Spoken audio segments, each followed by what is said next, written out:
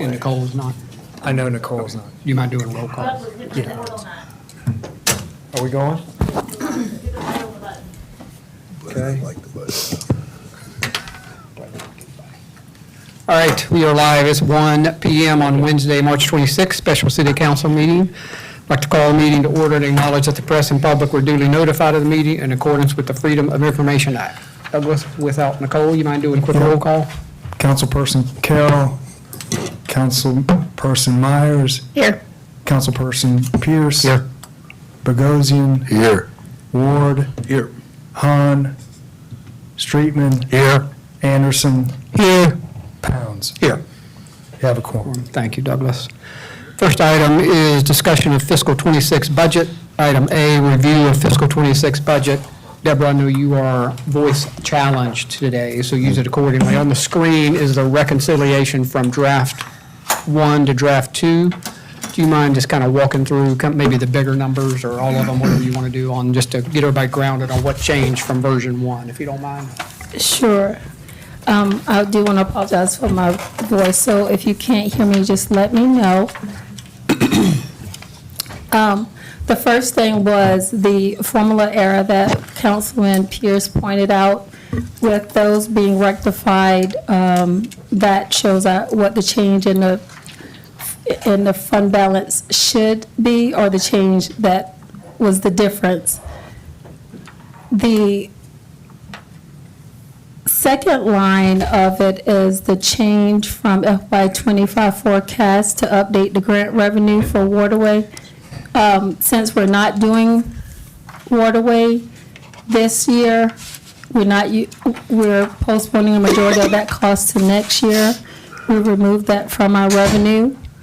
And we're having costs in FY 2025, but we won't use any grant revenue for those expenditures this year. The $275,000 is the same thing. We're just taking the revenue out of that. Deborah, can I ask you a quick question on the, it looks like the second box is an addition, those are additions to revenue for the waterway grant, and then the bottom one is a deduct, or it looks like a net.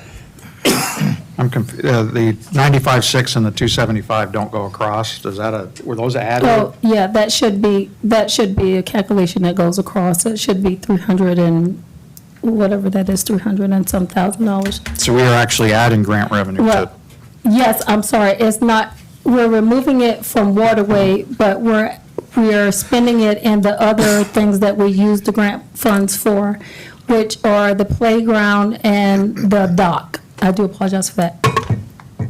So the description said Waterway, because we're not using the funds for Waterway, we're using the grant revenue for the two things for the ARPA grant funds that we talked about a couple months ago, and that is for the marina dock and for the playground. okay, so I'm still, So we just need to change the description. Yes, I need to change the description to say not Waterway, but the other two things. so it's going to the playground and the dock? That is correct. So it's $370,600.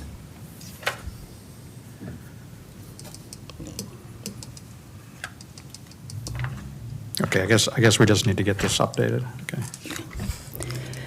The next line is we initially forecast the funds that we were going to receive from the Airbnb, the $1.1 million from general fund. We decide to put that in the beach preservation to help offset that large project that we're having in FY 27. So that forecast is decreased, and the beach forecast for the fund balance has increased. One of the things that we also talked about is in future years, FY 27, there's some movement of some funds being allocated from the capital fund project and the muni A-tax as well as state A-tax to help offset the large expenditure for the beach project being moved to the beach preservation. It has been customary for the capital fund project only to fund capital funds. It does not have a revenue source. It only is funded by the general fund. So in future years, we will try to decrease the transfers that come from these other funds into the general fund so that we will not have to transfer any money from the capital fund to the beach preservation fund, because that fund does not have any other source of revenue besides the general fund. So that is one thing that we will talk about when we start looking at our revenue opportunities, because as you can see, if money is being transferred from other funds, then the beach preservation just doesn't have enough money to be sustainable for these large projects every 8 years. I had a question on that. I thought the Beach Preservation Fund was funded by ATAX revenue. Am I wrong on that? The Beach Preservation Fund is funded by a tax revenue, but it just doesn't have enough to cover the large beach project. Okay, but the money in it now is ATAX funds. We're adding the Airbnb settlement to it. That's correct. And then you're saying we still need to look for more. That's correct, because the project is, Is it safe to say that the current only source of revenue for the beach fund is the ATAX 1%? But what we're saying is that next year, we're going to have to start transferring money from other funds to make the nut that's in front of us as far as the big project. that is correct, and that's the way the budget forecast is drawn, is what the forecast is proposing. Okay, so we no longer will assume that all of the money in the Beach Preservation Fund is ATAX funded. It is. Yeah, it is, It it's a is. different name. I mean, it's collected exactly as ATAX. It is a tax on accommodations, but it is specifically a beach preservation fee fund and goes entirely into that, the collections go entirely into that fund. So it's not two different pots of money. It is just 1% Of that the is ATAX. collected exactly as ATAX. So it's an additional 1%, but it is dedicated solely to the beach. Okay. The next line where it says move grant revenues from Waterway Boulevard from state aid tax to capital fund. So initially, we had this kind of broken out where there were some costs in both capital and both state, and there was revenue for the same thing, that $980,000. To make it cleaner, we just moved all the revenue to capital project and took it out of state and just moved all the cost except what wasn't covered by grant to the state ATAX fund, just to make it cleaner, be able to simply explain that a little bit better. Instead of saying percentage of this revenue going here and there, we just moved all the revenue to the capital fund. And later on, are we going to get an update on where we are with that project, with the Wild Dunes contribution and stuff? But not now, but just later. We really don't have an update. Okay. Still working on it. It's a work in progress. And the next line that's not in the box that says change the county accommodation tax to 98%, I just updated it. It still had it at 95, so I updated it at 98%, and that's just the additional revenue from that. The update in debt service was just a error to balance all the debt service, and that's what it was off. So that's $1,555. We removed the Public Works rear loader from debt service, and we put it into the operating account, and that's a total of $320,000 spread out between three funds: capital, hospitality, and state aid tax. We change the salary, thereby changing some of the benefits of the beach resilience manager as well as the deputy administrator's salary. And that changed the salary, reduced the salary by $46,000, $46,815. So That increased the salaries by 46,000? decreased. Decreased, okay, got it. Yes. We moved the public dock insurance. This is between the forecast as well as the budget for FY '26. That is a decrease of $81,000 because we're moving it from the general fund to the capital fund, which we'll see down a little bit later. The high water vehicle for the fire department was removed, and it was in 3 funds. That's total to $395,000. The removal of the public works debt service for the rear end loader came out of the hospitality tax. The the state aid tax committee, based on the minutes you approved last night, they asked that we increase the sponsorship from $50,000 to $75,000, and that is in the state aid tax, so that's that $25,000 additional that they're asking that we increase that to. Move the Waterway Boulevard drainage expense covered by the grant, we decreased that by $500,000 because it's now being covered by the revenue. Deborah, I know it's a small amount, but this 50 to 75,000, I know the committee's recommending it, but I don't know that we've talked about this at council. It's a small item, but it also looks like one of the things that they've talked about, which I'm not opposed to, is $50,000 of additional headroom for the promotional dollars for the IOP local work, potentially over at the chamber and all that the chamber did the presentation. And my question there is, if this 25, it's, again, small, but we need every dollar we can get. If this comes out to the grant, then that means we can't spend it somewhere else. And if we're looking at spending 50, and this is another conversation for another day, for more promotional, that to me looks like 30% money, big time. So I hope we, as a council, have that conversation and not increment more promotional dollars. Like I said, I'm not opposed to it at all. I think it's based on the presentation I've seen, it's a very good use of resource potentially, but I think we're pulling out a wrong bucket.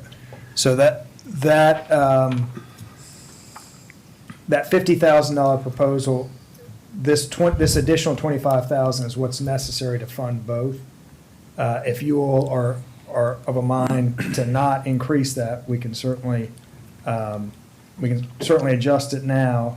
We just wanted you to, we know that's coming to you as a recommendation. It'll be specifically in the next, probably in your May meeting for consideration next year. So we want to just kind of have it as a placeholder if you wanted it, but if you're I'd rather telling us not, now- I'd rather not budget the additional 25. I think we need to have that conversation at the council level and determine whether or not that's promotional dollar that could come out of an existing bucket.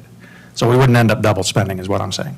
And that 50,000 grant money could go to, somewhere else. Everybody kind of in line with that? Take it? No, I'm not. Or do you want to, we could take it out, or we could, it's up Well, to it's you. it's an additional $25,000 expenditure that the council would have to approve based on our limits. So I think that, I don't want it in there, but that's just me. I'm in favor of leaving it. I mean, it's coming to council for a vote. Yeah, and the detail will come to the council. I mean, it's whether you all are okay with it staying in the budget, or if we pull it out of the budget. We can go either way. Because Douglas, this 50 for the ATAX committee, it's been 50 for, Been very 50 long for a time. long time, and Okay. to their point, they're now kind of, or at least 3 regular grants that they have awarded. They feel like they're successful, they want to support all 3, but the 50 doesn't really allow them to do that at the level they'd like to do it. So, I mean, it will come to you as a specific vote on each of the 3. You could either make the judgment then, or you could make it now to just take it out and find the 25 elsewhere if you want to make that judgment at that time. I'd like to follow the the process of going through the evaluation committee and or whatever, and then have it vote to council instead of just approving it in the budget cycle here on a page. That's just my take. But, I mean, that's true of almost everything in here. I mean, the Everything else been through committee for the most part on our rear reviews. loader's going to come to us as a vote. Went through Position- committee, Excuse me? went through committee, The positions are going to come to us for a vote. went through committee. Well, this is going through committee, Scott. Well, it's going through. It's just a placeholder. Yeah. I just think we're spending an additional 50,000 where we've already got the 50,000. It's an In additional our budget. 25,000. Yeah. We've always spent the 50, this is But going that up to. 50 will not be able to go elsewhere, is my point. We've got other, there might be other grants out there, or other things that we can do. We've got $1.1 million budgeted this year for promotion. It's solid, it's in our budget, it's in there every year, it's by law. And we're talking about spending another 50,000 for the exact same promotional services. Yeah. Yeah, so I think the key question is that has to be reconciled with council at some point is whether the $50,000 that they're recommending be spent on advertising and promotion for the island come out of this bucket as a 30% or the 30% bucket, and that's what we have to decide going forward at some point. I mean, I think. Right, do you decide to leave it in as a placeholder now and vote later, or you decide to vote now to Well- take it out? Well, there's a second question is, do we want to increase the set 50 to 75 because it's been there so long, and I don't know the answer to that. That's a separate, that's what we have to decide on as council right now. Whether how we spend that 75 is a later discussion. That's But correct. right now, if you wanted to go from 50 to 75. That's right. Because it hasn't been changed, that's a decision we make for the budget right now. That's correct. Whatever you want to do. So the 30% is, that's kind of geared towards, and what the state calls a DMO. These other Right, companies yeah, are not DMOs. Well, I don't know if we should get bogged down with that discussion Yeah. right now, but the question is there an opportunity to create another DMO? We're spending advertising, I think that's what Scott's saying, is we're spending that money on advertising, so why double dip out of it? Because we can use that 50,000 for police and other capital projects and other Well, things. but we don't know what the If we A-tax is want going to to. come to us with for the, That's right. if we go to 75,000, but your point, all we're deciding right now is, do you want to increase the A-tax bucket to 75,000? That's correct. This pool of dollars is entirely dependent on what we vote on when it comes to us. I watched that accommodations tax meeting, and they had, 3 requests, also a 4th one pending, if I remember correctly. And they just asked that there be consideration to increase the pool of dollars that may be awarded. Has nothing to do with the DMO at all. Right. Yeah, and let me That make myself 30% clear is too. for I'm not opposed to marketing and going up to advertising. Yeah, I'm not opposed to going up to 75,000 at all. When I'm I think we're arguing over nothing here. Well, we're arguing over incrementing the city budget to spend yet another $50,000 for promotion when we've got $1.1 million already budgeted for that. And I'm all for that, what that presentation had. I just would like to see it come out of the existing bucket, that's all. Otherwise, we're incrementing our expenses by another $50,000. And if you're okay with that, then, vote for it, that's fine. It's an additional 25,000, correct, Deborah? No, 50,000 for promotional is what I'm saying. It's already in there. 50,000 has already been in there. We're Right. increasing it an additional I 25,000. think Scott's saying. So, so, Yes, I'm okay. Yeah, I think everybody's We're okay with moving going on. to 75,000 for this right now. Okay. We're going to address that later. I would rather have us have a placeholder in the budget, because I would rather have a budget that we need to stay within throughout the year and not be allocating unbudgeted items later on. Keep it to a minimum. All right, so we're keeping it at 75. Got it. Keep rocking. Good with that. okay. So we're on the add new public dock marina department. You got the Waterway Boulevard first, 500,000. Yes, we're decreasing that expense because it's being covered by the grant. Yeah. Up above. We added the new public dock department, so within the capital fund, there was no public dock.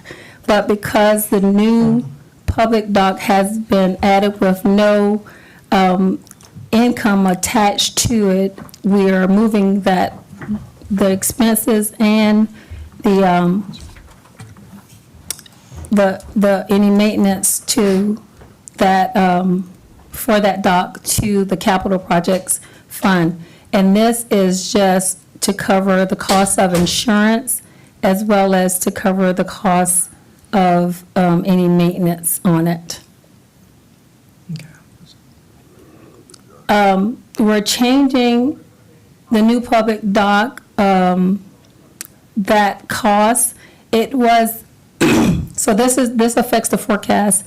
Within the forecast, there is grant money on the balance sheet, and that grant money will be used to pay for the public dock since it cannot come out of the Marina Fund. And that's just the balance of grant funds that we haven't used yet.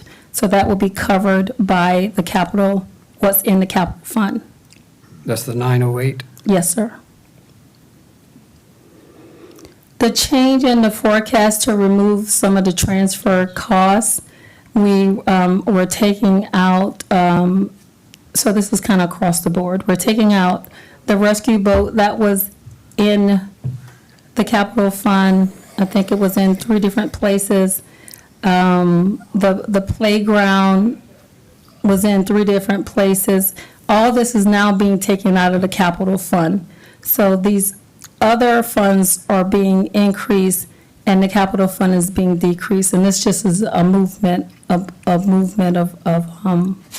where the money was originally forecast or budgeted for FY '25. We're not going to resurface the marina. I think it's the parking lot, neither are we doing the greenway. So that was coming out of Muni A fund. The Muni A fund, we're putting that back into the account. And then and I put drainage, I can't remember, I need to figure out what this 150 is. It was drainage, but I don't remember exactly what drainage project this is. But the cost is being changed for the forecast. I'll find out exactly what that is to give more description on that. And then, of course, the transfers is just the net between what was removed from the general fund. So therefore, it offset the capital fund because that's where the funds come from the capital fund. It comes from the general fund. Deborah, if you don't mind, can I go back to that public dock thing? It's not registering with me. The 908,000 is a decrease in spending on the public dock coming out of that fund.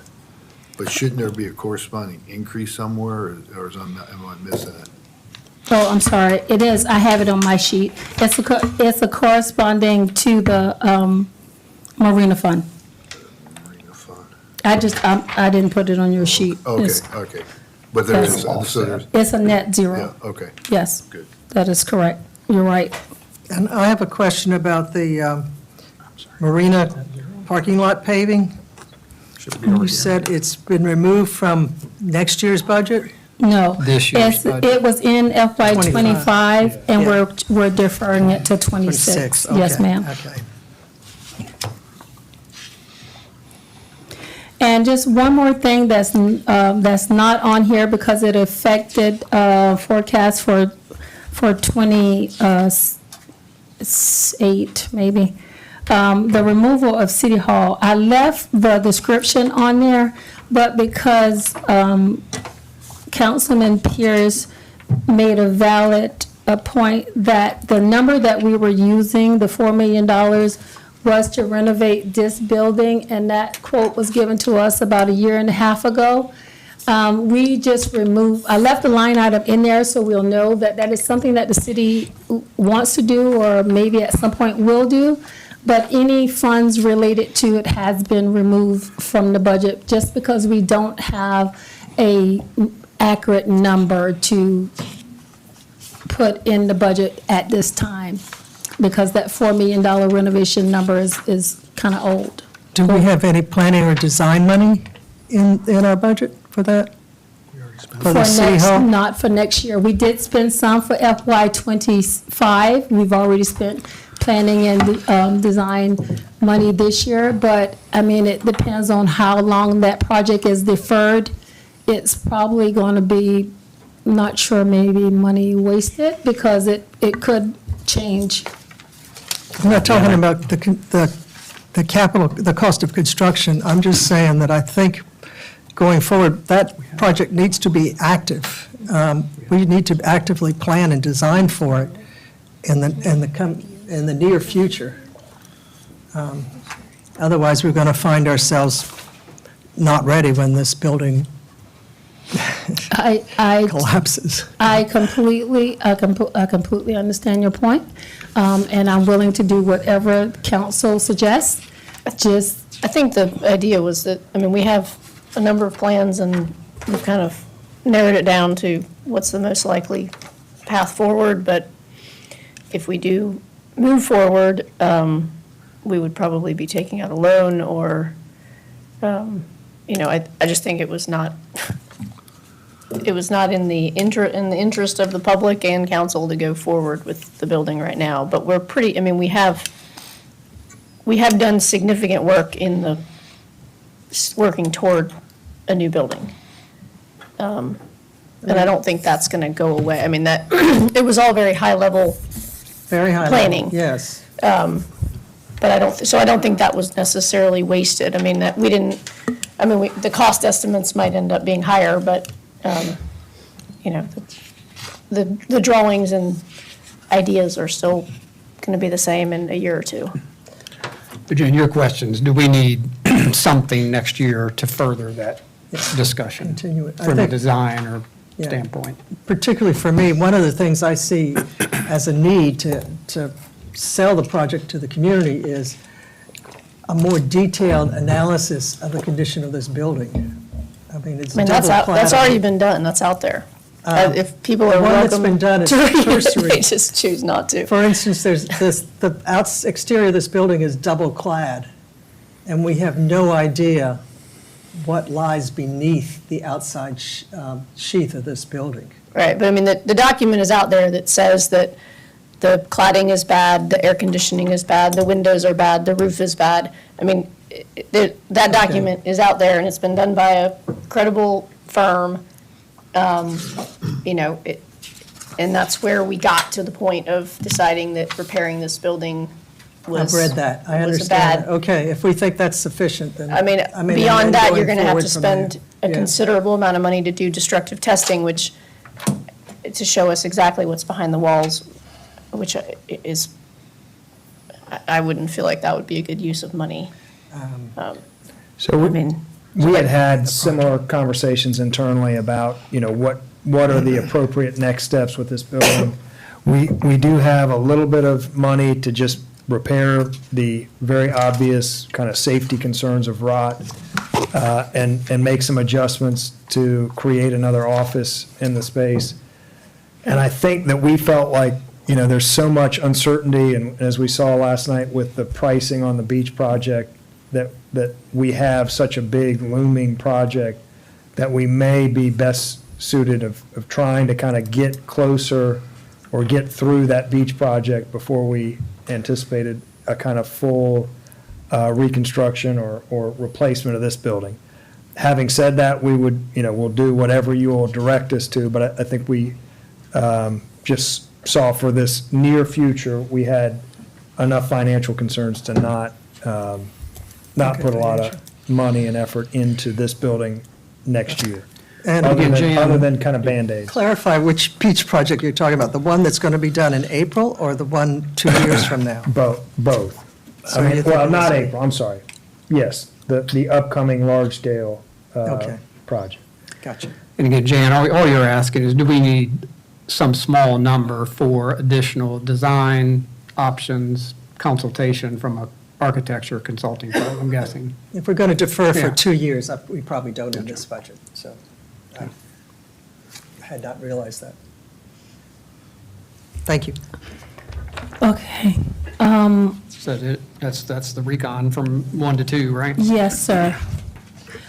Other, Hey, Deborah, can I just ask a question? Yeah, would it be okay, like where you have the change of revenue bucket, kind of subtotal there, so we know what the change in revenues are, and then they bring them all across on their expenditures, that way we can see like what was the increase, when we do the reconciliations going forward to the next draft, so we can see kind of how much revenue did we pick up or lose, and then how much cost did we pick up or lose? Yes. Yes, I'll do that. Thanks. We can move to the revenue opportunity slide. let's kind of close out fiscal '26. I mean, because the revenue could be '26, could be future years. Is there anything else for '26 that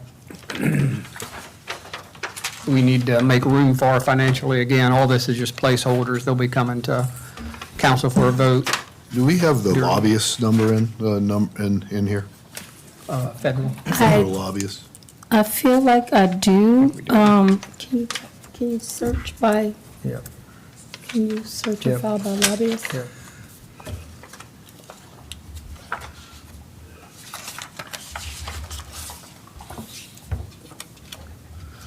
I feel like it went into the first.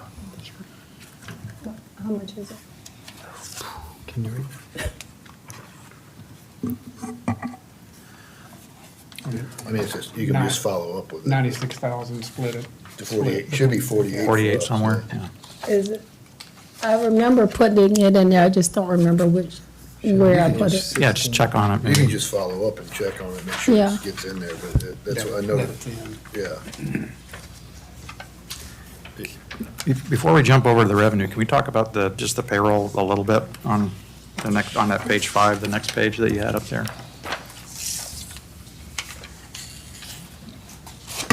Yes.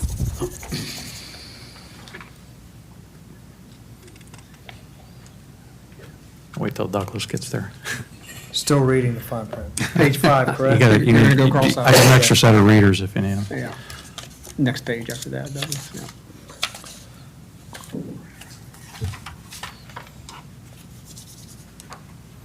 Here we go. It's taking a minute to catch up. So just a couple of things on this, and one of them's a request.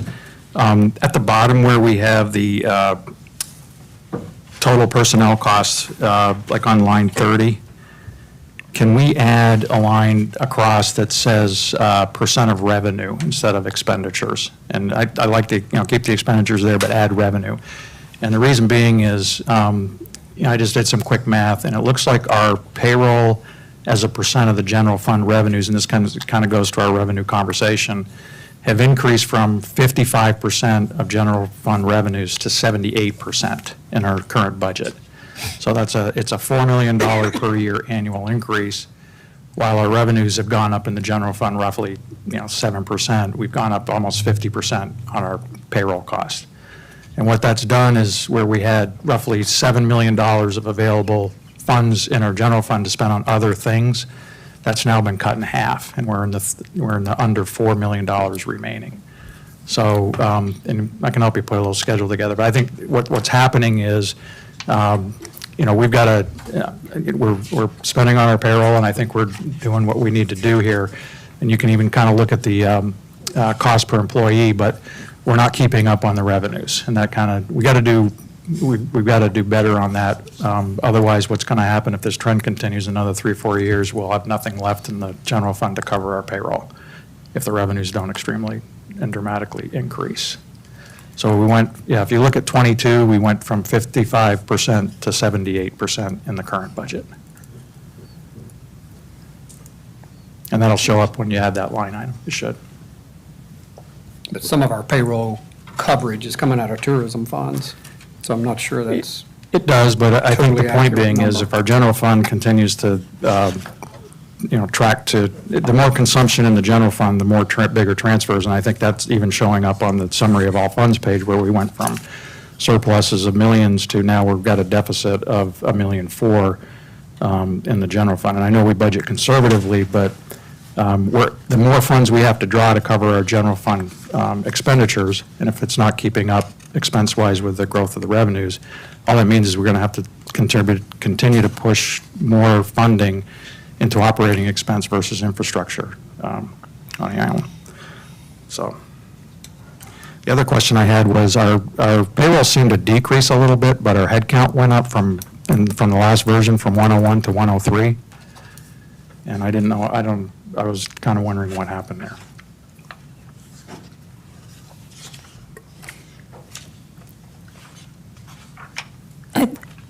Excuse me. I think that this column wasn't pulling it was hard keyed, it wasn't pulling the formula across. Once we calculated all the employees for FY '26, this is the number of employees that we have for 2026. So what are the, maybe Douglas, I don't know, if or does somebody know what all 4 additions are? I know what a couple of them are, but I don't know what the 4 additions are. They're not, it's not for additions. These numbers are actual. This is what we actually, the number of employees that we actually had in 2024. So some of the positions were not filled in 2024. There were some paramedics that weren't hired, the police people that weren't hired. So those are actual people.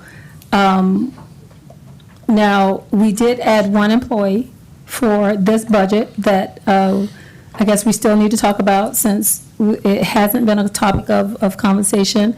We added a beach resilience manager, and that's the only position that was hired for FY 2026. There was also a financial analyst budgeted for FY '25. That position was never filled.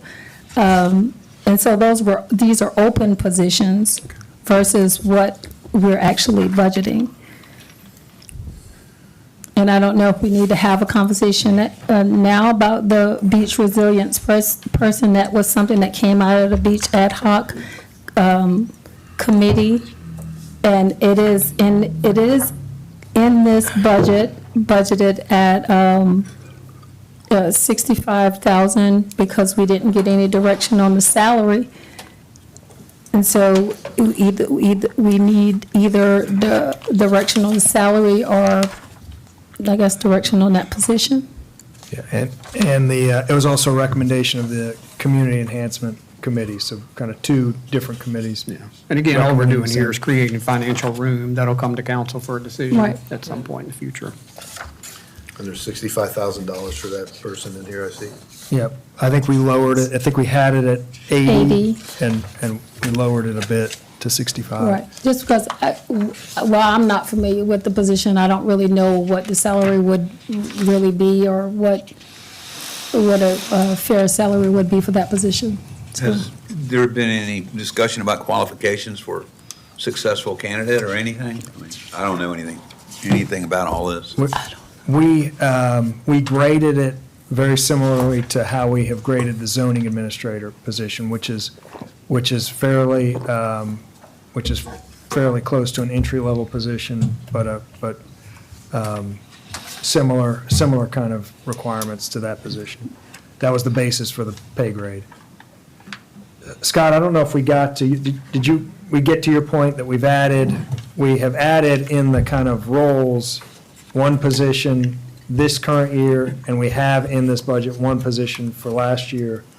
So I think that we would have had 101 would be the number of roles, but we've never been fully staffed. So it looks like we've stayed at 99, kind of too short. What might be helpful, and I don't, maybe it's in here on the individual sheets, but we don't have like an FTE sheet by department that adds up to these, do I mean, it's not in our packet anyway. It's not in the Yeah, packet, but I can that might provide be that. helpful to Yeah, we can- include we can- I know going we- forward. yeah, we can That get way we that. can see, and, just the number of positions, we don't need to have all the glorious detail, but. And one of the things too, just to follow up, I had asked for some benchmarking on the 5.5% increase. And I don't know, maybe we can get that at the next round or another meeting. It is on your assumptions page, It's like the 15. In the new one or the old one? the new one. If it's in there, I missed it. Third bullet, fourth bullet. Third bullet highlighted with a different bullet point. These are the numbers that, page one. That, yeah. These are the numbers that we got our data from, the state of South Carolina. This is based on a FY '25's number. I don't know what their number is for FY '26 yet. I haven't seen their budget or their forecast. And then for Sullivan's, this is what Sullivan's is 3.5 COLA plus the 1% merit. Keel was 8 to 10% of salary. Mount Pleasant is 3% COLA with 1% merit. Edisto Beach is 4.5% COLA plus selected merit. They did not tell us what that percentage would be. So that, the state was last year's? Yes, I don't have their number for this year. That was,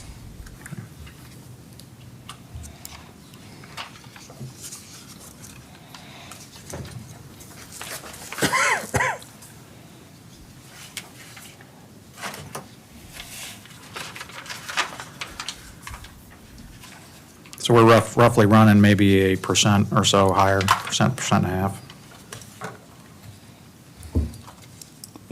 Yeah, maybe one.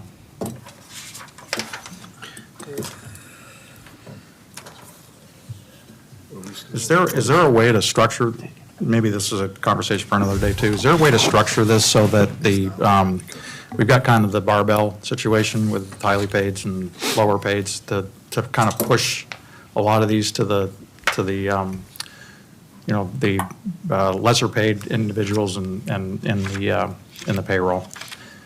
You know, a lot of times what happens is that there's sort of a stratification of percentage increases because a percent increase for somebody making X dollars at the top end can equate to 4 or 5 employees at the lower end. And, if we're going to go with this kind of a heavier pool, maybe we can have some conversation at some point about how to get these dollars to the people that have the lower incomes in the employee base. Well, this is just a staff recommendation. What does the council think?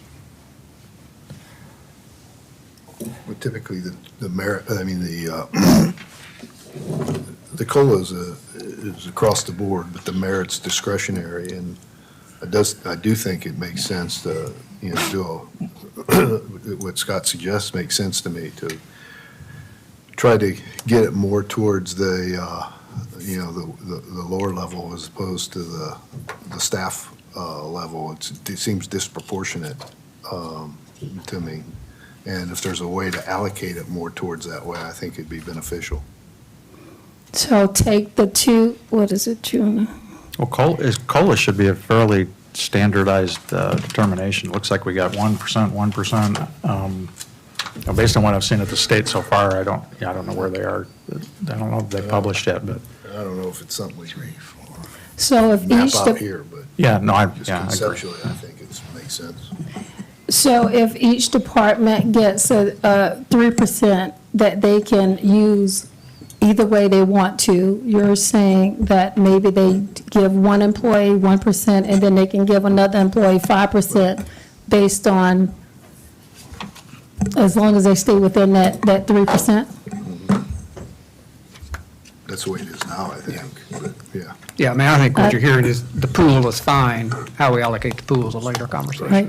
I don't think anybody, currently, I don't think if the merit is 3%, I don't think anybody's getting higher than the merit. But it is customary that if a department is given a certain amount to allocate to the staff, then it is at their discretion of how they could use it. I've seen that in different, Well, I think that, to the employees on our lower pay scales, they have expenses, obviously, too, and they need help. But as you progress through your career, there's life changes, you get married, you have kids grow up and go to college. And so the people on the higher end still have a lot of expenses. So for us to just categorize, just saying that only the low enders should get the majority of the help, I disagree with that. because costs keep going up, especially the longer you work. Again, our conversation today is, are we okay with the merit and COLA at these percentages to create the pool? Allocation will happen later in January. I think you're hearing the Yeah. structure seems to be all right. John, would you? I got a question about marina revenues. I know we're getting into revenue conversations later, but this has to deal with 26 and future years. But on page 33 of the packet, the Marina Fund, on marina revenues, I'm particularly interested in line 13 there, marina operations, the variable piece of it, where it's forecasted this year to be 83,000 of revenue, and we've got budgeted 15, and then going out, some 2% or some increase in future years.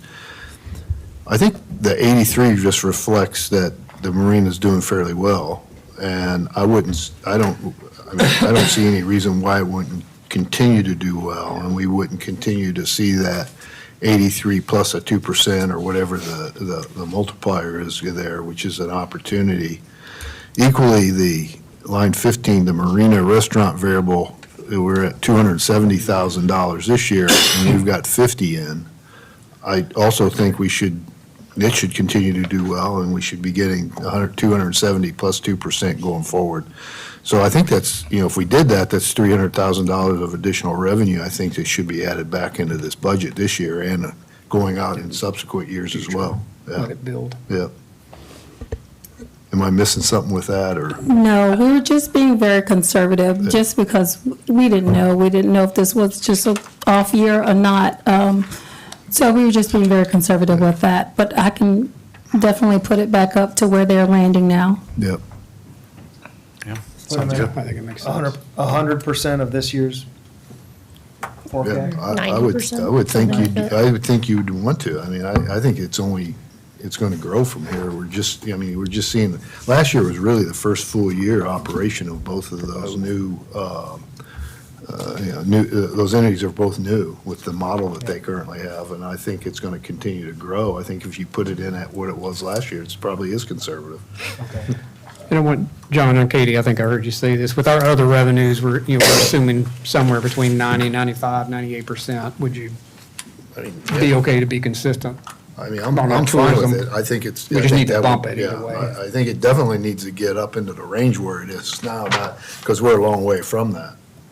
Yes, so would you be good with 95? Because this That's one's, good. let's do 95% of 95. current year forecast. And then, to John's point, that'll build on future years as well. Okay. Good catch. Douglas, why don't we look at the Wild Dunes stuff before we hit the revenue, if everybody's okay with that? Do what? The Wild Dunes. Oh, Because that's a pretty big driver. I don't think that was not in the packet, was it? It's going to take me just a second to get that on the screen, but you all have it. You have it in your. It was a separate email from Yeah, Deborah. I'll yeah. pull the email up Pull it here. up, please. But Deborah had copies Yeah, for everybody. I'll pull it up on the Okay. screen. Take me just a minute. Are y'all okay if we hit that next? Because like I say, that's a big. That impacts us this year, or? Well, I guess, Scott, it'd really be 27. It's when the next big renourishment. Yeah, I guess, I thought what we were going to do is, we talked about this last night, that we're not going to solve this problem today or tomorrow, and we've got to focus on the current project. I think I'm not sure that this is relevant to this particular budget cycle, but it sure is relevant to next year's, and To life. I'd rather not, spend 5 or 10 minutes based on just a couple of pages that we're seeing for the first time and try to come to some kind of conclusion. I think this is a workshop item, and since I think it's a little bit of a sidetrack from kind of getting through this budget packet today, but that's just how I feel about it. Well, the rest of your conversation, I think, is going to be primarily future year. We're talking about revenue, which could be 26, could be 27 forward, but. And on those, Philip, candidly, one of the things I'd like to ask the staff to do as a takeaway for today, based on some of the stuff we heard last night, since we're getting into the 26, what I heard was we had placeholders in our budget that are 2- and 3-year-old estimates. And, I'd like them, especially in the big capital items and things of that nature, can at least, do we go back and have the department heads look at the major expenditures and validate that, yeah, what we've got in there in the 10-year capital plan, or even for the next couple of years, are still valid. We got to be up on, with the cost moving so fast, we need to make sure this stuff is really fresh. And that would just be an exercise to take offline. Even the budget for the beach renourishment, if we hadn't asked for a refresh, we wouldn't have gotten the updated number. The one brought it up to 27 million. Based again on what I heard last night, degree of confidence in those numbers, they're moving so fast, We can certainly do that. Well, when we went through the budget process and capital expenditures process, I talked to the department heads, and they could verify that the quotes that they had, some of them went back and got new quotes. So the numbers that are in for 2026 should be the most current numbers. I think For- Scott's asking 27 and out, right? Now, 27 just and even out the- is still going to be difficult, because like you said, it changes. We can get new quotes for future years, but I think that it's still going to be difficult, because what's $1 today may not be $1, Right. next and- year. Yeah, and all I'm suggesting, even just, I'm not suggesting go out and get quotes for something in 2028, that makes no, but if they just eyeball it and say, hey, you know what, we had this thing in there for 300,000 2 years out, I think it's more like 400 now. Right. Not that kind of an exercise, not a. And we did not that. a- Okay. well, Right, we did that. it's If already you been look done. at your original forecast from your FY '25 budget, those numbers have changed. Yeah. We Some of them, updated I them. remember, went up. I think Right, Donnie's some of them yours did went go up. up.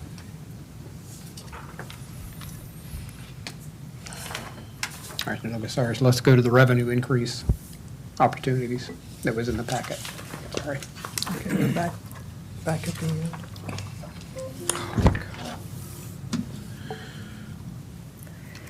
So these are just suggestions, and you've seen this before, because there were some of the same suggestions that the Beach Ad Hoc Committee has seen, some of the suggestions that you saw last year when we talked about opportunities. And of course, I can go through them bullet point by bullet point to talk about the revenue, additional revenue that we anticipate. You can tell me what yay, nay, good idea, bad idea, what you would like to see, but we'll just start from bullet point 1, property taxes. If we roll back property taxes for 3 years, that could the city could gain $1 million based on our current millage rate of $304,000. Not everybody is of course on board with property tax, so that's something that the council needs to consider and think hard about. And Deborah, this terminology, this said another way, this is the max that we could do with regard to property taxes if we wanted to. That Can is do correct. anything less than that, obviously, but Yes. this would be the max. That is correct. Do we have a target we're trying to hit? Well, based on the current budget, I think we're okay. This would be mostly for future years, just trying to fund this beach project. From my recollection, the beach preservation fund cannot sustain every 8-year project. And it will be short about $1 million each year. So in order for the beach fund to be able to sustain a project every 8 years, the city would have to come up with an additional $1 million. I think with all the other revenue that are coming into the city can sustain its current budget. But anything beyond that, any of these large projects, is going to be difficult. And I don't know what the answer is. I don't know if the city, that is definitely not my forte. So I don't know if the city can sustain a every 8-year project, or every 10-year project, or how many year project. It's just, it can't do it with the current budget. So in order to be able to fund these projects, we would need more revenue. And the $1 million is the number that we would need to be able to put into the beach preservation fund to be able to sustain these projects. Yeah, we did the kind of analysis, assuming the worst a little bit. We assumed that there would not be any state money. We assumed there would not be any federal money, and we assumed that when we did a beach project on the Wild Dunes end, that to kind of dilute that mobilization cost, we would also do it on the Breach Inlet end. So we're assuming 2 major offshore projects every 8 years, starting in '27. And as Deborah's pointed out, when you run those costs as we have, we will be, we will need to raise revenue $1 million each year for every year to be able to sustain that level of projects. That's just for the beach. That's just for the Yes, beach. that doesn't address our general fund. That's correct. Crossover. That's just for the beach, and that is, I mean, that is planning for an absolute worst-case scenario of no outside funding and, you know, both ends of the beach needing that level of nourishment every 8 years. So it's a worst-case scenario, but it is only the beach, to your point. Is there another possible way of looking at this? And I'll just throw this out for conversation. So let's say our general fund right now is running about a 1.5 deficit. What if we said, hey, you know what, for this cycle, what we want to try to do to get started is close that gap? Because if we close that gap, that means we don't have to move money from other funds into the general fund to fund it. So, and it looks like a lot of these items here are general fund related. And there are 2 ways to do this: revenue increases and cost reductions. We don't have a lot to move on the payroll, but, you know, one thing I would typically do in a budget cycle would say, hey, you know, give the department heads a challenge to say, look, can you go back and squeeze across the entire board, say $750,000 out of your budgets? And we've got, you know, $10 million in here of other expenditures. Maybe there are some things we could squeak out a couple of percentage points. And then the other side of that is we've got these revenue opportunities here. You know, there's some low fruit, I think there's some low fruit in here. I don't know what the rest of the council thinks. And I think there are some other things we could take a look at. But, I mean, I'd look at it as a combination and try to stuff that funnel a little bit more than the 1.4, 1.5, because it's not all going to eke out. But that's kind of how I'd go after it. Just a suggestion. Doesn't all have to be revenue. It can be cost challenges as well. I know we're looking at it from the worst-case scenario, but what is the actual history of how much, how many times we've had to re-nourish the beach in such a major way? I would say our history is very different from what we've seen in the last 2 years. We happen to have been very fortunate, well, we say fortunate, we had a lot of federal help and state help in 2018 with a major project, but there is this idea, and you know, we're assuming that we just cannot rely on that level of help. A lot of it came because of a storm, a named event. We got reimbursed a large portion of that from FEMA. Can't really count on there being a storm every year. And the other part of it is we have never had to do a South End project. We've never done that before. It's a new phenomena that we've had for the last 2 years. So if we were to look at prior history, we would easily be in good shape as things stand today to fund that. But if we don't get the federal money, we don't get the state money we've had before, and we need to do work on the southern end, we would be well behind, particularly in the out years. I mean, we get deeper into a hole, obviously, as these projects, we're looking at kind of the second, third project. In the out years, it's a big hole that we would be into. Well, you can't count on this, but I think one of our goals and our initiatives for our Washington, D.C. lobbyists was to help us with this. And from what I can remember from the interviews, that they had some experience, both of the firms did, in securing funds for beach restoration. And so if we're going to look at it saying that we're in this all alone and nobody's ever going to help us, or, the conditions are going to continue to get worse every 8 years, then it's a pretty hopeless point of view. I don't know how realistic that is, given the other opportunities that we have. Our return on investment from our state lobbyists has been phenomenal, and we're hoping that the same thing will happen with the federal lobbyists, although they have stated consistently, to make no mistake about it, it's probably going to take them 2 years before we see positive results as far as dollars. But I would like to see us make that a priority goal with the federal lobbyists. I think, Philip, you put on for the state lobbyists for them to go after the beach. Both. Yeah. Cast a net.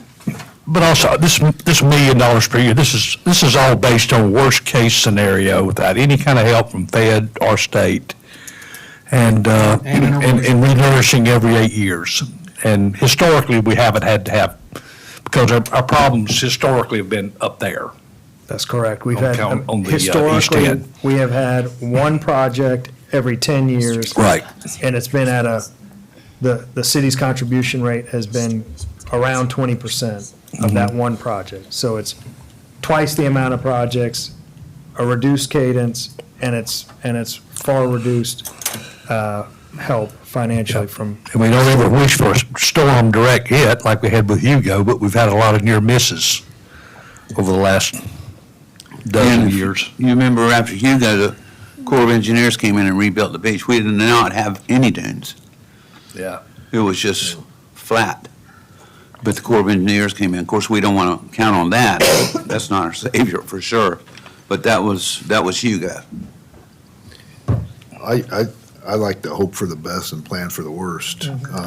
Yeah. And make sure that we're looking forward enough and Yeah. not in a crisis mode. But, and I will mention, I've said this before, but our spending has outpaced our revenue pretty significantly over the last couple of years.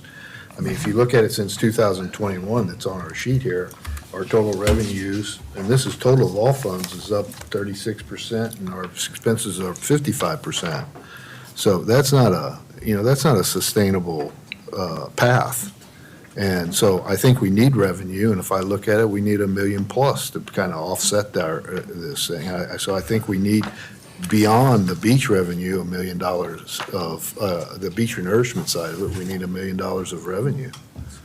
And I think we easily have that on this sheet if we go through it without any kind of millage or property tax increase to get that off the table. We have other state items that we ought to be looking at and talking about to trying to close that revenue spending gap. Yeah, because the unfortunate part is, when we get to a project, we don't have time to collect revenue. Right. If these things are Yeah. 30, whatever they're going to wind up costing us at some point, it's, You're too late then. Yep. Yeah.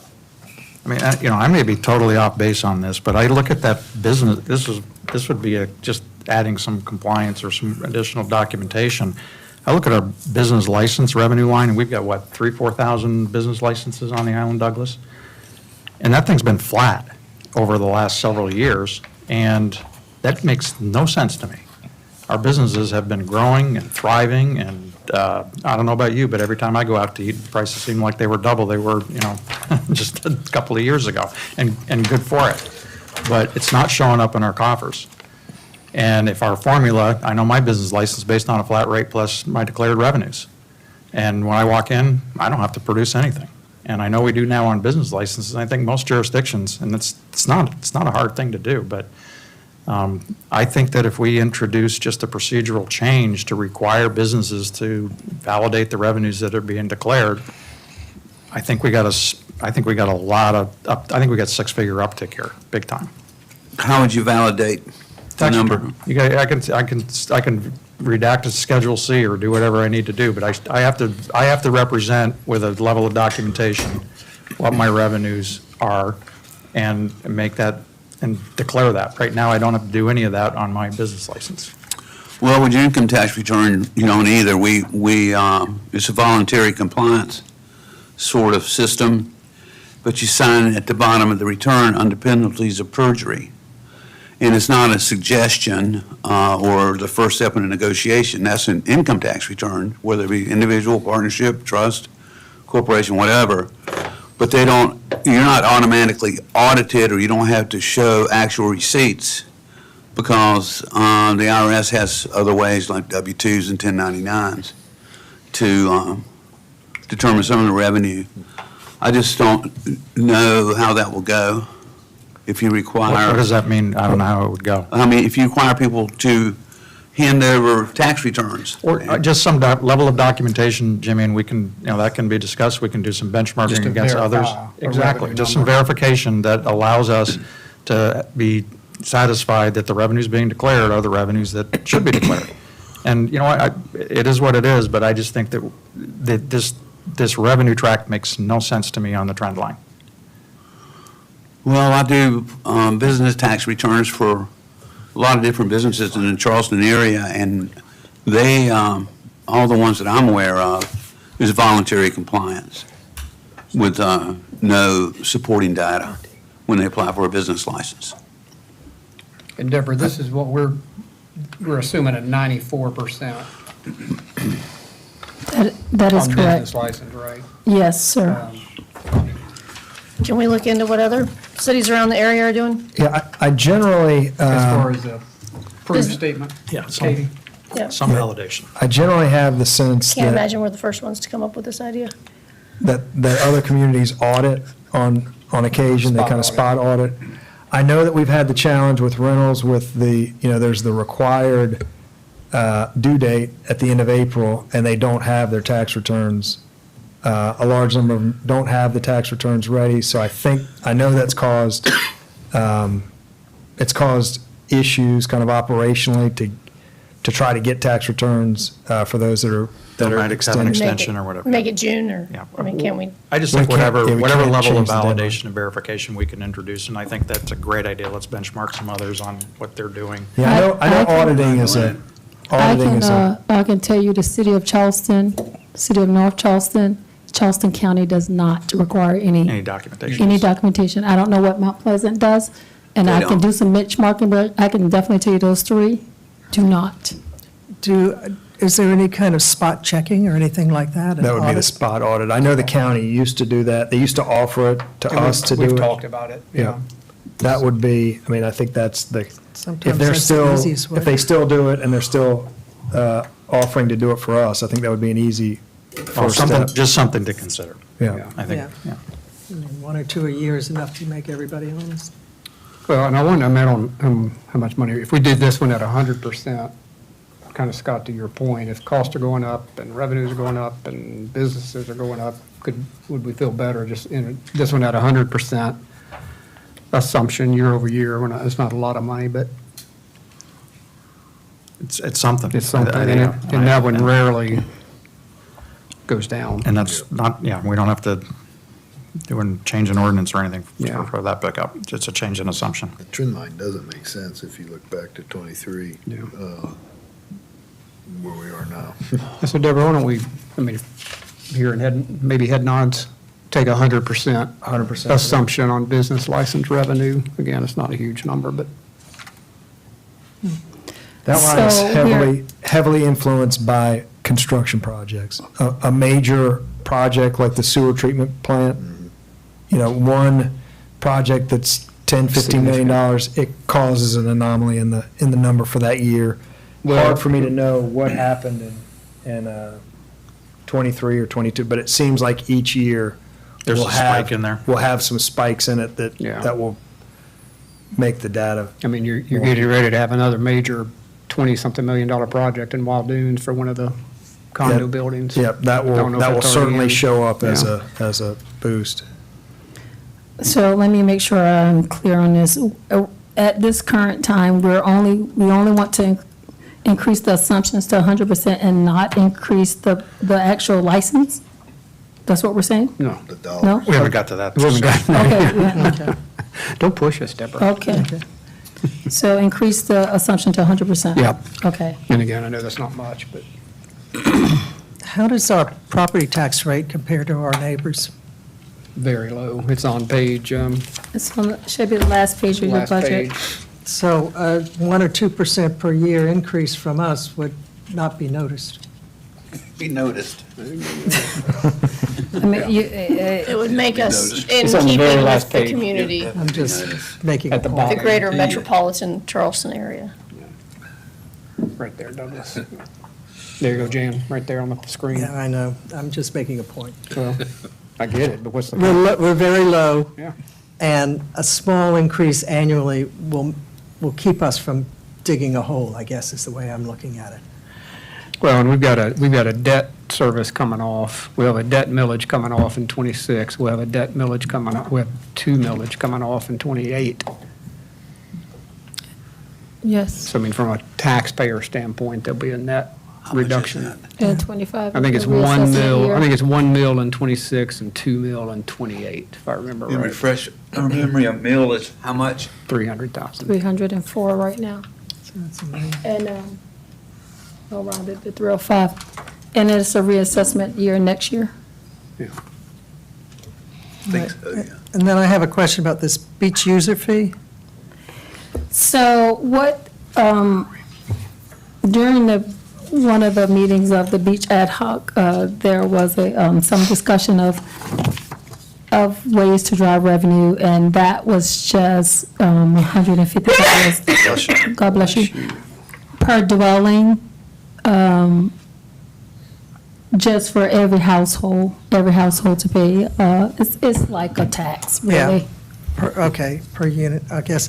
I know one of the other things that we talked about that's illegal for us, but Wild Dunes has it, is that property transfer fee upon a sale. And Unfortunately, it's, they're grandfathered in, and but one of the suggestions is to think of something equivalent to that we might be able to have, that's tied to a beach use fee for new owners or something like that, rather than the whole. Yeah, and Jan, that $150 per dwelling fee, that came really from the analysis that you're speaking to, that the Beach Ad Hoc Committee did of what levers are there. You know, they looked at a potentially a graduated fee, that if you're on the beach, you pay one fee, if you're back, you pay a slightly reduced fee, and those are in there as recommendations to lobby the state legislature to give us the freedom to do that. But I think the group learned through that process that there is not a lever to do that, and the only real opportunity is just a flat rate across every Across the property board. that's uniform for everybody. So that's where that's coming from. But Jan, were you suggesting like an impact kind of fee on new property? What was your, Wild Dunes has I know that. Transfer. I thought you Oh, were property shifting to new house construction, have an impact type fee or something. I know we can't do a Well, real that's estate another transfer idea. fee. That's Yeah. certainly an idea to consider. I didn't know if that's where you were headed. I think the question is if there's any sort Any of way to- creative loophole. You know, Hilton had managed to get the transfer fee. They were They were trendsetters. fortunate enough to go through that loophole and close it behind them. They did That's it- a good, they did it that's a soon enough. good project for our state lobbyist. Yep. Let me ask you a Ain't gonna question. happen. On their This beach user fee, is that getting out to, has anybody said anything to you about that? About, It's coming to you all first, I think. I don't think anybody is aware that this is, I don't think there's. I don't think it's going to be very popular. No. Well, It's an option. Yeah, it's consider. just options on the page. Options on the page. Considered. and then, just another question. I noticed that parking fees are not part of any of this. And I know this past year, we Page just 2. raised the rates for the parking. And I was wondering, is that included in this budget as well, the increase of revenue that we'll get from parking fees? Or did you just increase it by a flat 10 or 15%? So I can't remember what percentage I did with parking, but I think we kind of left it flat because, for one, we weren't sure what was going on with the parking whether we were going to keep parking or not, whether it was going to continue to be outsourced. I think at the time when we were doing the budget, we didn't know what was changing because of.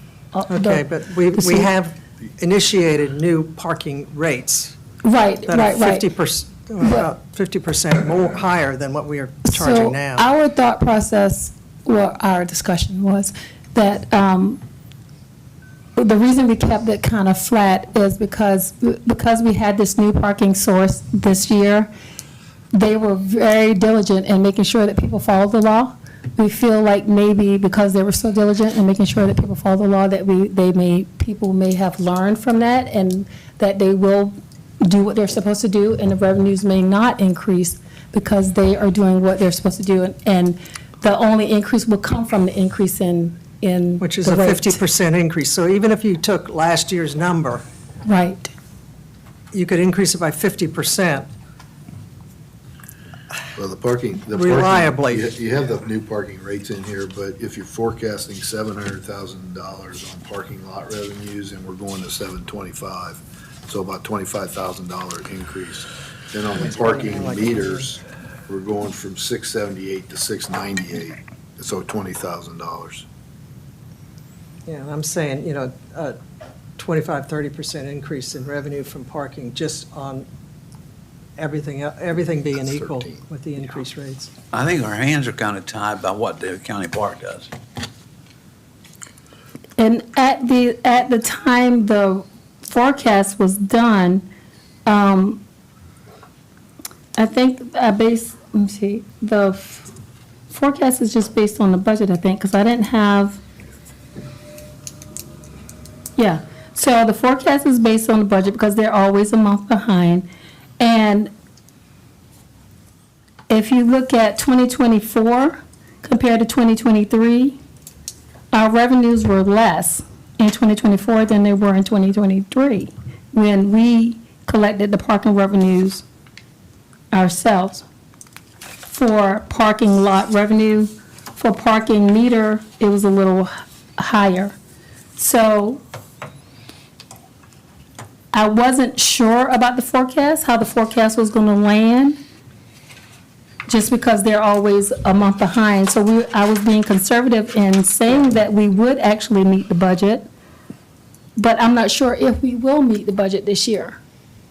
With a 50% increase in parking rates, we'll meet the budget, last year's budget for sure. It's just a matter of what you want to put, you could have, I'm saying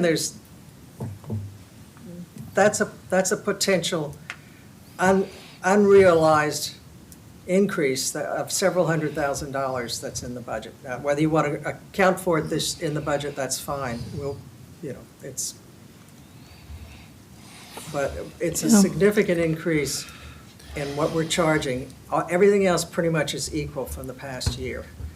And 2025 is the first year when we've had, 2024 is the first year that we've had the full year where we've actually had the parking manager, I think, in place. Is that right? No. Yeah. They just started last April, right? So, and our revenue, our net revenue would have come down just because now we're paying them a fee, 25%. 26. Right. I'll revisit this. That's the silver lining anyway, I guess. We're not recognizing that. Almost. Okay, so we're on business licenses. I guess we're circling back to business licenses. What are we doing here? Yeah, I guess really the next three, Deborah, on the fees or the permits, or, what's the appetite for an increase in, I guess, really base rate, for lack of a better term. These three get us how much, Philip? It's 3, 4, 5, 6, 7? Yeah, it's, 650. How do they compare with our neighbors? If we're charging less, we can increase them, certainly. I think we ought to, what do you think, bake them into the budget and see what it does? We're still on county park. With what? Are we on business Yeah, license? we're on fees or business parking? license, permit fees, and Short-term STRs. Okay. So is the recommendation to to forecast increasing each of those by 15%?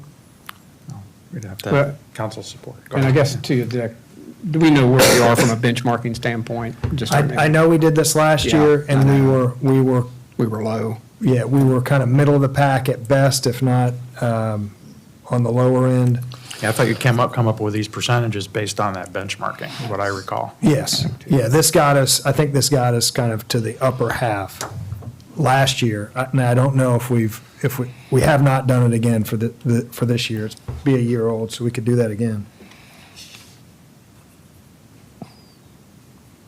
Yeah, I think we should. I think we kind of have to, yeah. That's it. I mean, I would do the franchise fees too Well, personally. is it, oh, franchise, but yeah. that's at the bottom. What would that be? That, I mean, for anybody that operates on the beach, we would get would it be a percent of revenue, or what would it be? I think it would be a percent revenue. That's how others. I think Do we have management- what percent of revenue that? Folly Beach Yeah. does this. I know the $50,000 estimate was based on kind of adopting their Their model. model. I do know that Folly Beach, in kind of exchange for doing that, limits the amount of competition. In short, I mean, they cap the number that are able to do it, and they increase the revenue to kind of offset that cap. Do So- they do it for other things like the golf cart rentals or the, I or think the it's just mopeds, or, I mean, we've got all kind, we've got, what, dozens of operators coming over here on all of that stuff. I mean, I'm interested in this, but I'd like to see how broad a net we can cast. You know, if we're gonna be handing out franchises, you know, is this something where, you know, and I look at the umbrella, I mean, would Wild Dunes be paying a fee for their rental of their umbrellas to us as one of the franchises and things? You know, we gotta be careful of where all this impacts and hits and.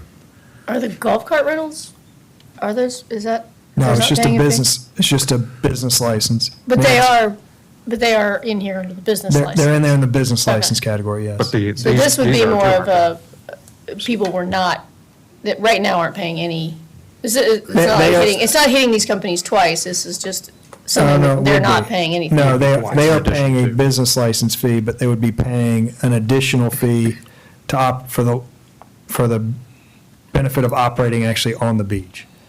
That's the Folly Beach model So it cut. And the possibility of limiting competition Yeah. in exchange for that. for the fee. Yeah. And Douglas, I guess, to Scott's question, Folly, I think, and we've had the same thought, you're focused on, because neither one allow business on the beach, right? Or Folly. They operate under an exemption. Right. Correct. But Under I this guess exemption. that's why the focus has been on beach businesses or beach activity, as opposed to I hadn't thought about golf cart rental and all that other stuff. It's I think almost like- that because we don't allow business on the beach, that's kind of been the franchise fee. That's thought. correct. That's a very kind of controlled and narrow case of businesses. Only maybe less than 20 in total. And these surf people, I'm guessing, aren't making a lot of money. I mean, I know. that's kind of It looking. it just I seems to think- me as an odd place to, Get money. I think the Yeah, I umbrella mean, it's chair such- companies make some sense, but yeah, I mean, Yeah, my only concern there is the limitation of competition. I've used all the firms and they're widely priced and produce very different products. I don't know how we'd determine that. I mean, I think, doesn't Folly do an RFP and Yes. the company, puts forth their rates and splits and, I think you're vetting at a, Does it apply to, I mean, how would we apply it to, like a Wild Dunes? I mean, they're doing their umbrellas, then Because actually I think we'd have to IOP kind of define, IOP does theirs okay, now. okay. oh, really? I mean, I hear what you're saying, I mean, it ought always be the case, and we'd need to account for that, but, yeah, their staffing and, I'd just like to Provided see product. what the proposal is, Yeah. and whatever it would be. Yeah, can we How that would Yeah, define how work this how works a little bit? franchise. Yeah. Would you limit to one or two people, or, or? I think it's a handful, yeah. I think Folly is one, right? One beach, the beach chair. Umbrella chair. I could be maybe. wrong, but I mean, it could have changed. I just like to Sales get, go to one. I'd like to just get more detail Yeah. on it. Maybe the RFP process and how that would. Yeah, and see, Again, not see, much. can we apply it to other, would it be practical to apply it to some of the other businesses that are generating, we see the deliveries of all kinds of, we got bikes, golf carts, e-bikes, mopeds, I mean, all over the island from multiple sources. Is that something that there might be a benefit to? To control a little bit. What is the? Yeah. Just out of curiosity, what do you see as the kind of umbrella of, what's the category of businesses that you're capturing there? Rental. Is it- Supplies. Yeah, it's all, Rental? Rentals and, rentals, I think. I think it also, I'm kind of looking at it as businesses that don't have a brick and mortar, and they're basically using, the beach is their brick and mortar, so Yeah, I think that's how. that's the way that it kind of makes sense in my head. I think that's guess, the just beach thinking about- rationales. They're actually operating on public, state property. Right, as if that is their place As- of business. So, No, just looking at, But I- Just I- on the surface, it seems like a lot of work to do for $50,000. If that's what if that's Well, what. I would sure like to see the numbers on the estimate of revenue. Yeah. Sort of a moped business. Oh, yeah, well, what would they pay us, 38 cents a year or something? Well, and they would, I mean, all of these businesses would be captured by the line above of a 15% increase. So Right, they're- business license. We're kind of capturing them all with that one. This would be an additional. Go ahead. Well, I think to some of this conversation, I think surfing's probably $1.50. I'm not sure it's worth the effort on that one. I think we ought to leave those folks alone. Stay focused, starting on beach activity. Yeah. See if there's if there's benefit to broaden it a little bit. Does that make sense? What's the next one? I don't understand this MPDES and I'm having trouble understanding what the carrot is there. Yeah, that's a program, that's our stormwater quality program that the county does, they do on our behalf. And I'd have to, they are, under our current arrangement, they are keeping $132,000 a year to manage and handle that program for us. The thought here would be hire an employee, manage it in-house, assume that we could do it for less than the county and keep that difference in-house. Do others do this, Douglas? And we had talked about doing it with Yeah. Sullivan's Island is also in the same boat. They do this same operation as well. We've talked about internally sharing a program just between the two of us. Again, I don't know that that's, If our average fully loaded cost right now is running about 112, 113, what are we talking about, 20 grand? yeah, I don't know that there's. And then we got another thing that's maybe not a core competency that you'd have to manage. Yeah, this I mean, one let's doesn't feel not, like do we want to do that to you? I think we've kind of been kicking this down. I mean, we have not decided to implement it, I think for that reason, that it's not, the benefit, there is some benefit financially probably, but it may not be worth the effort. I'm just, it doesn't sound like it makes sense. And But what on is the- it they do? They only test water qualities? It is a program geared towards reducing, eliminating runoff and reducing the pollution from runoff. So they do things like they issue a permit for every project. They then send an inspector out to be sure that silt fencing is up, that they're not allowing sand, silt, paint, Okay. oils to go into the drainage system. So it's a very similar to a building permit process, but it's all focused on eliminating silt from running So off it's- the properties. And it's a requirement that we do that by the state. We have to have such a program. We have just felt like it was best managed by the county who handles a lot of the small municipalities. Okay, and so the building department would be where this would house. It would be an additional person in the building Yeah, I department. mean, I think we just decided we're not doing this. Yeah. I can stop now. Yeah. Wasn't there, like a 100% raise just a few years ago? It wasn't really, it might have been like $42, I believe. Yes, yeah, I think it went from 36 to 72. Yeah, I think. 36, 72, several years ago. Just on our property tax bill or at a, It does show up as a line on your property Yep. tax bill. there's so many lines on the Yep, bill. it is And one of those IOPs lines. is just a tiny one. Yep. John, Yeah, I was ready to move on to the next one. But please take us. we have thing, and Carrie's here, so I'd like to hear from her. She thought she was gonna- But it says increase recreation department programming fees. It's only $10,000. I was just curious, do you even know what that is, Carrie, or what fees we're talking about there? Or it seems like a low number. I was just, and to explore more, I've heard other thoughts around not raising residence rates, but raising off-residence rates more to get more of a difference between the cost of a resident versus non-resident, sharing in the rec area. So we have raised a few programming fees, but, again, it's not something that we want to hurt the residents on, and Yeah. they're the main majority of our programming. We do have a few non-residents, but we keep our non-resident fee in line with other rec departments. So they're paying similar to what Mount Pleasant would pay, their non-resident fees. But things that we did increase, a camp, and that was because Yeah. camp has been the same price for, it's only been raised twice in my time. So this was the second time. We've raised some of the fees to events, the vendors that are coming in, food trucks that are coming in, stuff like that. So again, it's just not That's pretty huge, small huge. stuff. It's I pretty would small imagine, yeah. stuff. So that you don't see a big opportunity in terms of raising non-residents and that having a big impact in what you Not bring that in? it wouldn't hurt us in the long run if you're talking about, like our youth sports. Yeah. There's a small percentage of non-residents that go to Sullivan's Island Elementary.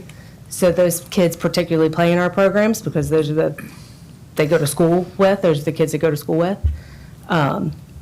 You're talking about maybe 20 kids.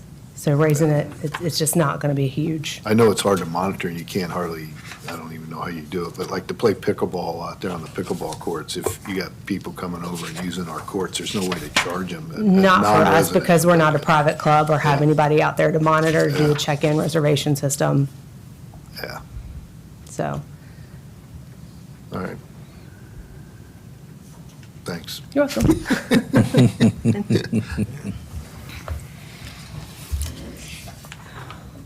On-street parking, any interest? No, Going No. once, going twice? no.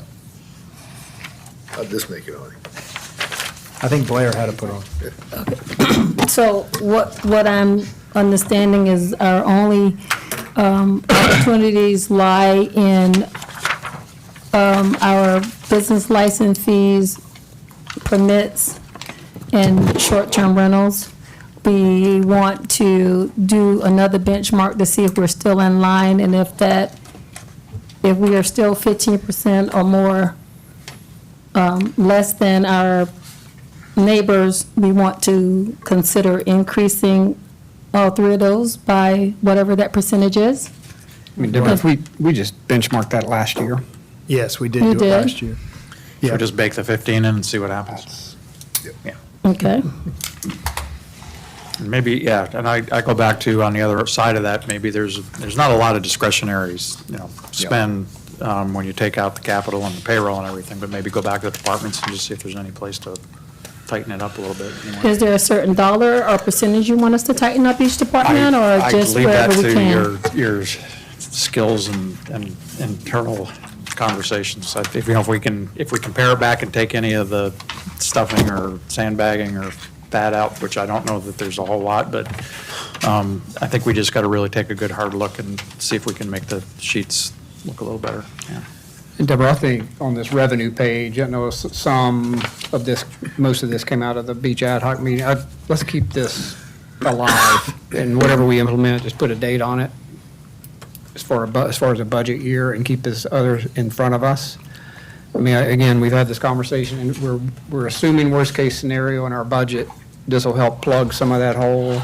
life's going to change, hopefully with our federal lobbyists, maybe our state lobbyists, get a law change here or there, and we can revisit the worst-case scenario. But, I mean, we have got to do something for out years. I agree. From a revenue standpoint, Well, and is and we it- may not be done yet. Is it worthwhile to add, maybe in the next round, just to keep us looking a little bit forward? I think we agreed that these revenue opportunities were the ones that we can control, but there were a lot of other ones that were on the idea list that, we'd need outside help, or we'd need lobbyists, or we need legislative change. It might be a good idea in the next round just to, and we don't have to spend a lot of time on it, but just include it in the packet so that we can know what those are. I think it's a good idea, just to keep it in front of us Yeah. constantly. They might be 1, 2, 3 years out, but they might be for a future council or something. Scott and Katie, I think it's on that beach ad hoc report. It is. Our real estate transfer fee, I mean, all the other stuff we had talked about that is a future. All the real popular stuff. Yeah, and That's then going to take also a little longer. the possibility of coming up with something Yeah. that nobody's thought of yet. I mean, be a Hilton Head. Come up with our own, and then beg forgiveness. Deborah, are you clear on the other assumption changes and next steps and such? 'Cause I mean, I feel like we're about to tie down fiscal '26. It's real, I mean, a lot of these conversations are future years, but you feel good with, I think I'm clear. Directions. If not, I'll go back and listen to this meeting. okay. Thank you for, Okay.